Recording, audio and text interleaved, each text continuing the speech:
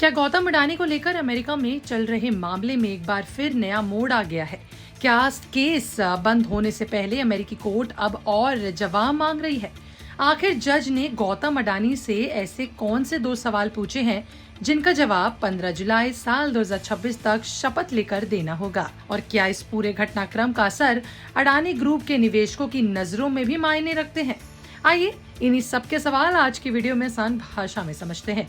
दरअसल अमेरिका में गौतम अडानी से जुड़े कथित रिश्वतखोरी मामले में एक नया घटनाक्रम सामने आया है। अमेरिकन न्याय विभाग यानी डिपार्टमेंट ऑफ जस्टिस पहले इस आपराधिक मामले को वापस लेने की दिशा में कदम बढ़ा चुका है, लेकिन अब इस फैसले पर अमेरिकी अदालत ने कुछ और स्पष्ट जानकारियां मांगी हैं। ब्रुकलिन की अमेरिकी जिला अदालत के जज निकोलस गराउफेस ने गौतम अडानी को निर्देश दिया है कि वह 15 जुलाई तक शपथ पत्र के साथ लिखित जवाब दाखिल करे। अदालत ये जानना चाहती है कि केस वापस लेने की प्रक्रिया के पीछे कहीं कोई वादा, समझौता या फिर किसी तरह का लेन देन तो नहीं हुआ है। अब जानते हैं कोर्ट ने आखिर कौन से सवाल पूछे हैं। पहला सवाल ये है कि क्या गौतम अडानी को ऐसे किसी बात की जानकारी है जिसमें केस खत्म करने के बदले किसी तरह का वादा, प्रस्ताव, सहमति, लाभ या कोई दूसरी व्यवस्था की गई हो। दूसरा सवाल ये है कि क्या केस वापस लेने के बदले किसी तरह का कोई समझौता या फिर एक्सचेंज हुआ हो।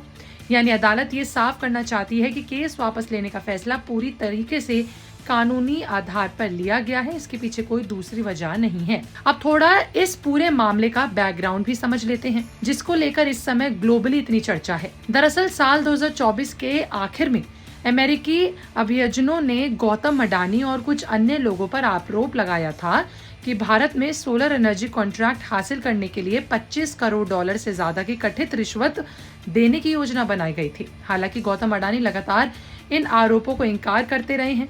इसके बाद इस साल मई में अमेरिकी न्याय विभाग ने कहा कि वह इस आपराधिक मामले पर आगे संसाधन खर्च नहीं करना चाहता और केस वापस लेने की प्रक्रिया शुरू कर दी है। लेकिन जून में जज ने पूछा कि आखिर केस वापस लेने की क्या वजह है। अदालत का कहना था कि सिर्फ केस बंद करने की मांग काफी नहीं है, इसके पीछे ठोस कारण भी बताने होंगे। इसके जवाब में अमेरिकी न्याय विभाग के कुछ वरिष्ठ अधिकारी ने अदालत से कहा कि ये मामला कानूनी और तथ्यों के आधार पर दोबारा परखा गया है। विभाग का कहना है कि ये फैसला केवल केस की मेरिट को देखते हुए लिया गया है।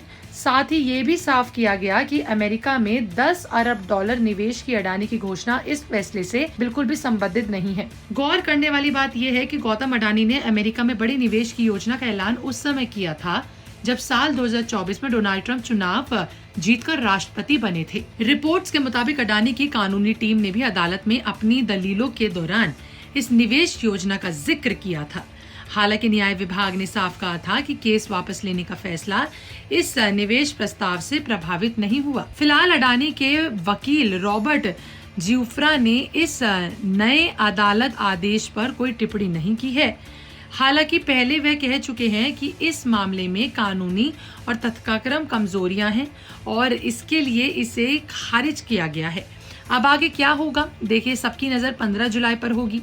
इसी तारीख तक गौतम अडानी को अपने जवाब अदालत को शपथ पत्र के साथ जवाब देने होंगे। इसके बाद अमेरिकी अदालत तय करेगी कि न्याय विभाग की ओर से केस वापस लेने की प्रक्रिया को मंजूरी दी जाए या फिर इस मामले में आगे और जानकारी मांगी जाए।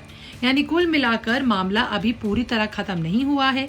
भले ही अमेरिकन न्याय विभाग केस वापस लेने की बात कर चुकी हो, लेकिन अदालत ये सुनिश्चित करना चाहती है कि इस फैसले के पीछे कोई भी घोटाला नहीं है, ये पूरी तरीके से पारदर्शिता है। इसीलिए 15 जुलाई को आने वाला जवाब इस पूरे मामले में अगला अहम पड़ाव साबित होगा। क्या ये केस बंद होगा या फिर जारी रहेगा, आने वाला वक्त बताएगा। मिलते अगली वीडियो में, बने रहे विस्तक के साथ।